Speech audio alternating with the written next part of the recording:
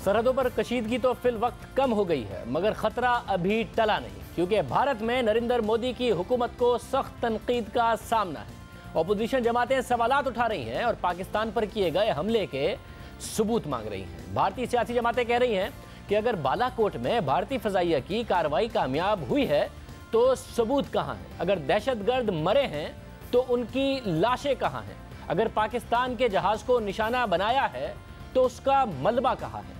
ये है वो सवालात जो भारत के अंदर से उठ रहे हैं, जिसकी वजह से नरेंद्र मोदी की हुकूमत को दबाव का सामना है। इसलिए ये खदशा जाहिर किया जा रहा है कि कहीं नरेंद्र मोदी दबाव कम करने के लिए कोई सख्त कदम ना उठा ले। अपनी सियासी शिकस्त का दाग धोने के लिए नरेंद्र मोदी ऐसा खतरनाक फैसला ना कर लें जो खित्ते को जंग की तरफ ले जाए। इसलिए तनकीद की जद में आए नरेंद्र मोदी खतरनाक साबित हो सकते हैं और वो कोई भी बड़ा कदम उठा सकते हैं। इस वक्त भारत में सूरत हाल ये है कि हर कोई हुकूमत से सबूत मांग रहा है। आज पुलवामा हमले में मारे गए फौजी एहलकार के भाई ने बालाकोट हमले के सबूत मांग लिए और कहा कि भारतीय हुकूमत ने जो बताया है वो झूठ लग रहा है। पुलवामा हमले में मारे गए फौजी एहलकारों के अहले खाना इस वक्त सबूत मांग रहे हैं। इसके अलावा कांग्रेसी रहनुमाओं की तरफ से बालाकोट में होने वाली कार्रवाई के हवाले से हुकूमत पर मुसलसल तनकीद की जा रही है। आज भी भारतीय अपोजिशन के रहनुमाओं ने नरेंद्र मोदी को तनकीद का निशाना बनाया। इससे पहले भारतीय पंजाब के वजीर और साबिक क्रिकेटर नवजोत सिद्धू भी इस हवाले से सवालात उठा रहे हैं। उन्होंने कल ट्वीट किया और लिखा कि 300 दहशतगर्द मारे गए, हाँ या नहीं? इसका मकसद क्या था? क्या आप दहशतगर्दों को ख़त्म कर रहे थे या दरख्तों को? क्या ये कोई इंतखाबी ड्रामेबाजी है?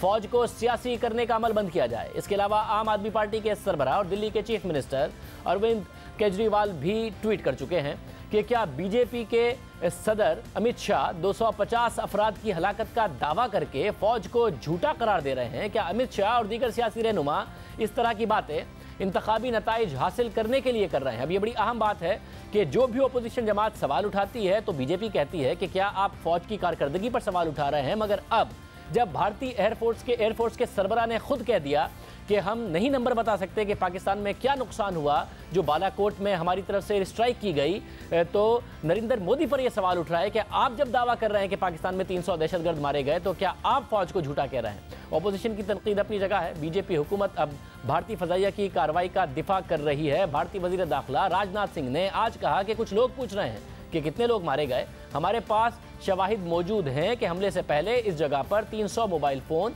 एक्टिव थे। इससे पहले भारतीय हुक्मरान जमात बीजेपी के सरबराह अमित शाह भी दावा कर चुके हैं कि भारतीय फजाइया की मुबैना कार्रवाई में 300 दहशतगर्द मारे जा चुके हैं, मगर फिर खुद हुक्मरान जमात के रहनुमा और भारतीय वजीर मुमलिकत बराए IT ने तस्लीम किया कि पाकिस्तान में भारतीय फजाइया की कार्रवाई महज एक वार्निंग थी, लेकिन पाकिस्तान में बड़ा नुकसान नहीं हुआ। उन्होंने कहा कि क्या नरेंद्र मोदी ने 300 अफराद को हलाक करने का दावा किया और क्या बीजेपी के तर्जुमान ने ऐसा कुछ कहा? अब बीजेपी ने सवाल उठाने वालों के खिलाफ मुहिम चलाने का ऐलान कर दिया है। भारत के वफाकी वजीर कानून रविशंकर ने आज बीजेपी के कारकुनों को कांग्रेस के खिलाफ मुल्क भर में मुहिम चलाने की हिदायत कर दी है। भारतीय मीडिया के मुताबिक बीजेपी ऑपोजिशन की तरफ से सबूत मांगने पर शदीद बरहम है। इसलिए भारतीय वजीर कानून ने कहा कि जब सर्जिकल स्ट्राइक किया था तो सबूत मांगे गए और अब बालाकोट पर हमला किया तो नुकसान कांग्रेस के लीडर्स सबूत मांग रहे हैं, नुकसान का सबूत मांग रहे हैं। क्या उन्हें अपनी एयरफोर्स पर एतमाद नहीं? ऑपोजिशन की तरफ से सवालात उठाने पर वजीर आजम नरेंद्र मोदी भी अब जवाब दे रहे हैं। मुसलसल जलसों से खिताब कर रहे हैं और ऑपोजिशन पर तनकीद कर रहे हैं। उन्होंने कल जलसा आम से खिताब करते हुए कहा था कि ऑपोजिशन जो बयान दे रही है वो पाकिस्तान के अखबारात की हेडलाइन बन रही है। अपनी तकरीर में और तकरीर का बड़ा हिस्सा वो पाकिस्तान और भारत के ताल्लुकात के हवाले से बात करते रहे, दहशतगर्दी के हवाले से बात करते रहे, भारतीय फौज के हवाले से बात करते रहे। यानी इंतखाबी मुहिम में बाकायदा तौर पर अपनी जलसों की तकरीर का जो महवर है उन्होंने इसी इशू को बनाया हुआ है। साथ ही भारतीय वजीर आजम ने एक बार फिर से धमकी आमेज अल्फाज भी इस्तेमाल किए और कहा कि मैं लंबा इंतजार नहीं कर सकता, चुन चुन कर हिसाब लेना मेरी फितरत है। वाज़ेह लग रहा है कि भारत में अब इस पूरे मामले पर सियासत हो रही है। नरेंद्र मोदी पर दबाव है और दबाव का शिकार नरेंद्र मोदी कहीं कोई बड़ा कदम ना उठा लें। पाक भारत कशीदगी में किसी हद तक कमी तो आई है, मगर खतरा बरकरार है। इस हवाले से बात करेंगे मकबूजा कश्मीर की साबिक वजीर आला महबूबा मुफ्ती इस वक्त हमारे साथ मौजूद हैं। बहुत शुक्रिया महबूबा मुफ्ती साहिबा हमें ज्वाइन करने के लिए। ये बताइएगा कि अब इस वक्त जो सूरत हाल है, वजीर आज़म मोदी पर जाहिर है स्ट्राइक्स के सबूत देने का दबाव बढ़ रहा है, भारत में अपोजिशन भी दबाव बढ़ा रही है। जिस दिन ये वाक़या हुआ उस दिन सब भारतीय एयरफोर्स को क्रेडिट दे रहे थे, खराज तहसीन पेश कर रहे थे, मगर अब सब सवालात उठा रहे हैं, भारतीय मीडिया में भी सवालात उठने लगे हैं। क्या आप समझती हैं कि दोनों मुल्कों के दरमियान खतरा कम हो गया है, या आपको लगता है जो नरेंद्र मोदी पर दबाव है वो ज़्यादा खतरनाक सूरत हाल भी पैदा कर सकता है? देखिए, ये तो सभी जानते हैं कि हमारी तरफ से पाकिस्तान की एयर स्पेस को वायलेट किया गया और रिटेलिएशन में वहां से भी हमारे एयर स्पेस को वायलेट किया गया। ये तो बात सब जानते हैं और इस बात को सब मानते हैं। जहां तक कैजुअलिटीज की बात है, उसमें जो रूलिंग पार्टी के जो लीडर्स हैं वो तरह तरह के बयानबाजी कर रहे हैं, और कुछ ये कह रहे हैं कि हमने वहां टेररिस्ट कैंप को उड़ा दिया, कोई कह रहे हैं 300 मार दिए, कोई कह रहे हैं 250 मार दिए, कोई कह रहे हैं 500 मार दिए।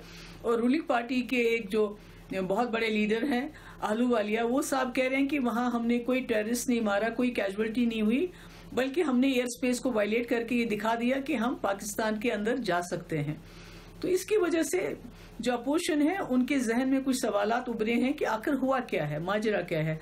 तो मैं समझती हूँ एक जमहूरी मुल्क में सवाल पूछने का सबको हक है, और इस सवाल का जवाब देना जो है लाजमी बनता है सरकार के ऊपर, कि जबकि उन्हीं के अपने ही लोग ये कन्फ्यूजन एक क्रिएट कर रहे हैं।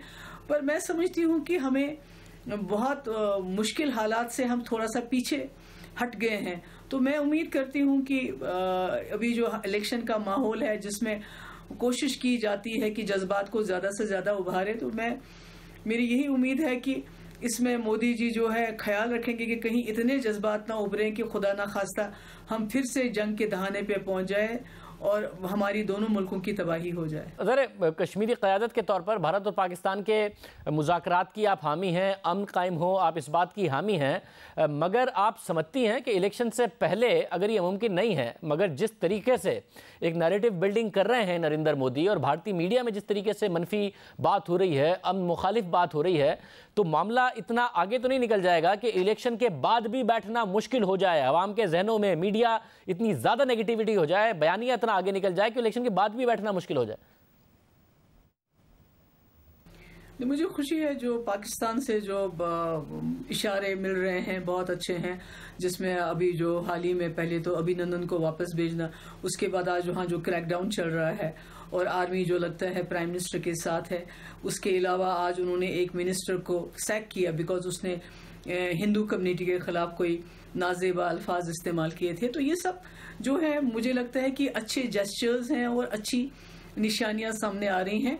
पर इस वक्त जहां तक इलेक्शन का सवाल है, मुझे लगता है कि अभी बातचीत का होना मुमकिन नहीं है इस वक्त, क्योंकि कोशिश की जा रही है कि ज़्यादा से ज़्यादा जो है लोगों के जज्बात को उभारा जाए और ज़्यादा से ज़्यादा एक्सप्लॉइट किया जाए लोगों के इमोशंस को नेशनलिज्म के नाम पे और दूसरे नाम पे। तो इसलिए पर मैं उम्मीद करती हूँ कि जब जो नई सरकार आए, और हालांकि मोदी जी के पास भी डिसाइसिव मैंडेट था पर उन्होंने उसका इस्तेमाल नहीं किया। हालांकि पीडीपी ने मोदी के साथ हाथ इसीलिए मिलाया था कि उनके पास बहुत बड़ा मैंडेट है और वो जम्मू कश्मीर के मसले का कोई देर पा हल निकाल सकेंगे, और जहां वाजपेयी जी ने बातचीत को छोड़ा है उसको आगे चला सकेंगे। पर बदकिस्मती से उन्होंने अपना मैंडेट ज़ाया कर दिया है। अब हम ये उम्मीद करते हैं कि जो इसके बाद सरकार आएगी उनके पास एक अच्छा मैंडेट होगा, और वो जम्मू कश्मीर जो अभी जंग के दहाने तक पहुंचते पहुंचते वापस आ रहा है, अभी मालूम नहीं अभी वापस आया है कि नहीं आया है, तो जम्मू कश्मीर के मामले के हवाले से पाकिस्तान से एक नई बातचीत का सिलसिला शुरू करेंगे। साथ में बताइए, ज़ाहिर है कश्मीरी क़यादत जो है वो कश्मीर के मसले का हल चाहती है, मगर आप लोग भी आपस के आपके इख्तलाफात सबके हैं, तो मसला कश्मीर के हवाले से और इस वक्त जो कश्मीर की सूरत हाल है, हुर्रियत रहनुमाओं से आपकी बात हुई है, वो नज़रबंद हैं, उन पर बड़ा क्रैकडाउन हो रहा है, कोई लाएअमल बनाया गया है कि कश्मीर की क़यादत मिलकर कोई लाएअमल बनाए?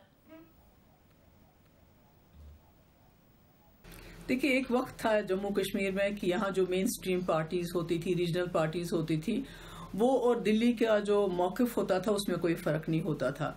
आर पार की जंग की लड़ाई दिल्ली वाले भी करते थे और जम्मू कश्मीर के सियासतदान भी, मेन स्ट्रीम पॉलिटिशियंस भी यही बात करते थे। मगर जब पीडीपी बनी 99 में, उस वक्त करगिल वॉर हो गया था, तो हमने अपने एलानिया में बेसिक ये बात रखी कि जम्मू कश्मीर के मसले के हल के हवाले से पाकिस्तान से भी बात करना जरूरी है और अलहदगी पसंदों के साथ भी बात करना जरूरी है। और आज ऐसा मामला हो गया कि तमाम जो जम्मू कश्मीर की जो मेन स्ट्रीम पार्टीज हैं, बीजेपी को छोड़ के, चाहे वो कांग्रेस है या रीजनल पार्टी या नेशनल कॉन्फ्रेंस है, तो वो आर पार की जंग के बजाय, हुर्रियत को जेल में डालने के बजाय वो भी बातचीत की बात करते हैं। और ये एक कामयाबी है पीडीपी की। As a mainstream parties हमने दूसरी मेन स्ट्रीम पार्टीज को भी एक कंसेंसस बनाया, उनको एक लाए अमल पे लाया कि जम्मू कश्मीर के मसले का हल जेल में नहीं डालना है, आर पार जंग नहीं बल्कि बातचीत है। तो जहां तक हुर्रियत का सवाल है, तो मैं समझती हूँ कुछ कई बातों पे हम लोग जो है एग्री करते हैं कि यानी मसला है, इसका हल होना चाहिए। पर इसके अलावा पीडीपी का अपना ये है कि जो मुझे लगता है जिसमें दूसरी जमातों का कोई एतराज नहीं होना चाहिए बल्कि सपोर्ट होना चाहिए। जैसे हम कहते हैं कि हमारे रास्ते खुलने चाहिए, पाकिस्तान के साथ हमारे और रास्ते खुलने चाहिए, जम्मू सियालकोट खुलना चाहिए, नौशहरा जंगट खुलना चाहिए, करगिल अस्करदू खुलना चाहिए, बांडीपुर अस्तूर खुलना चाहिए, चाइना के साथ हमारे रास्ते खुलने चाहिए, हमारे दोनों तरफ जो कश्मीर है उनका कश्मीर और हमारा कश्मीर, हमारी एक काउंसिल बननी चाहिए, एक एडवाइजरी काउंसिल या कमेटी कहिए, क्योंकि काउंसिल से शायद इस्लामाबाद को भी तकलीफ होगी और दिल्ली वालों को भी तकलीफ होगी। एक एडवाइजरी कमेटी बने जिसमें वहां के रिप्रेजेंटेटिव्स हों और हमारे रिप्रेजेंटेटिव्स हैं जो साल में 1-2 बार मिलें और अपने जो हमारे मामलात हैं टूरिज्म को लेके, ट्रेड को लेके, ट्रैवल को लेके, बाकी चीज़ों के लेके हम डिस्कशन करें, जैसे असेंबली में करते हैं वैसे इस एडवाइजरी कमेटी आपस में डिस्कस करें, ताकि जम्मू कश्मीर के लोगों को लगे कि हमारा बॉर्डर्स को तब्दील किए बगैर एक यूनिफिकेशन हो रहा है। तीसरी बात, सभी लोग एग्री करते हैं कि जो हालात ठीक होंगे, सिक्योरिटी फोर्सेस को सिविलियन एरिया से बाहर जाना चाहिए ताकि लोग जो है इत्मीनान का सांस ले सके। तो मैं समझती हूँ इस बात पे भी किसी को एतराज नहीं है। ये बात भी जो पीडीपी कहती है उस पर सेपरेटिस्ट भी एग्री करने चाहिए, दूसरी जमातें भी एग्री करने चाहिए। तो मैं समझती हूँ बहुत सी ऐसी बातें हैं जो सेपरेटिस्ट की हम मान सकते हैं और जो हमारी बातें जो है सेपरेटिस्ट मान सकते हैं, जो जिससे न पाकिस्तान की सालमियत को खतरा है, न हमारे मुल्क की सालमियत को खतरा है, न ही बॉर्डर्स की तब्दीली की बात होगी, बल्कि without changing the borders we can find a solution जिसमें जम्मू कश्मीर के लोगों की जो एस्पिरेशंस हैं उनको भी आप एड्रेस करेंगे, पाकिस्तान की जो एक अपनी पोजीशन है और हमारे जो मुल्क के लोगों का जो उनका अपना एक आइडिया है, जो उनका अपना ख्याल है, ये सब तीनों चीजें एड्रेस हो सकती हैं अगर हम सब मिलके बैठे। पर अब उसमें मैं तो तैयार हूँ, I am ready at any time कि जब भी जहां भी चाहें वो बात कर सकते हैं। मेरे साथ मुझे बुलाएं, मैं बात करने के लिए तैयार हूं। हम हर कुर्बानी देने के लिए तैयार हैं जम्मू कश्मीर में अमन बहाल करने के लिए। हम किसी चीज के लिए रुकना नहीं चाहते। आखिर में ये बताइएगा, इस सब सूरत हाल में जो पाकिस्तान और भारत की आपस की सूरत हाल है वो ख़राब हुई, कुछ उसमें अब बेहतरी नज़र आ रही है, ख़राबी में बेहतरी नज़र आ रही है, ये कहना बेहतर होगा। कश्मीर में सूरत हाल बदतर रही है, कश्मीरियों के साथ जो कुछ होता रहा है, इस पूरे मामले में जो पाकिस्तान और भारत के दरमियान हुआ, इस वक्त कश्मीर में स्टेटस को है या मामलात और ख़राब हुए हैं, कश्मीरियों के लिए ज़िंदगी और मुश्किल हुई है? जैसे मैंने पहले भी कई बार कहा है कि जब भी हमारे दो मुल्कों में कॉन्फ्रंटेशन होता है तो उसका एक बहुत ही बुरा असर जम्मू कश्मीर के हालात पे पड़ता है। और ऑलरेडी जम्मू कश्मीर में एक मामला है, एक मसला है, और आज बदकिस्मती से जम्मू कश्मीर के लोगों ने उम्मीद छोड़ दी है। और उसकी मिसाल हमने बदकिस्मती से जो पुलवामा में एक 20-22 साल के बच्चे ने, एक लड़के ने एक खुदकश हमला करके हमारे कई जवानों को शहीद कर दिया। ये एक बहुत ही खतरनाक मिसाल है कि अगर हम लोग, government of India, government of Pakistan और जम्मू कश्मीर के जो लोग हैं, यहाँ के सेपरेटिस्ट हैं, मेन स्ट्रीम पार्टीज हैं, अगर हम लोग इस मसले का कोई हल नहीं निकालेंगे तो इसी तरह खुदा ना खास्ता अगर दोबारा कोई इस किस्म का हादसा हो गया, आज तो 2 न्यूक्लियर पावर्स जंग करते करते पीछे हट गए, तो रोज तो ऐसा नहीं होगा।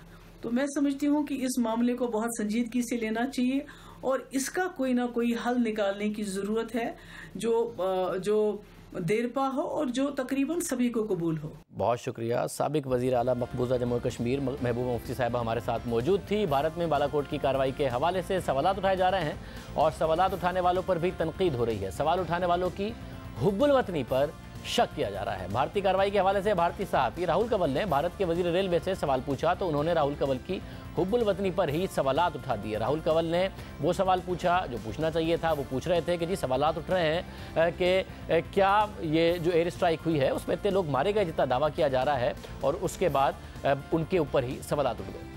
ये सब कुछ भारत में हो रहा है। आखिर में एंकर को कहना पड़ा कि मैं इसकी इजाज़त नहीं देता आपको कि आप मेरी हुब्बुल वतनी पर या किसी भी हुब्बुल वतनी पर सवालात उठाएं, मगर बहरहाल ये सब कुछ हो रहा है। दुनिया में कहीं पर भी अगर फ़ौज कोई कार्रवाई करती है और उस पर सवाल उठता है तो उठना चाहिए, चाहे वो दुनिया में कोई भी जगह हो। इसका हक हर एक को मिलना चाहिए।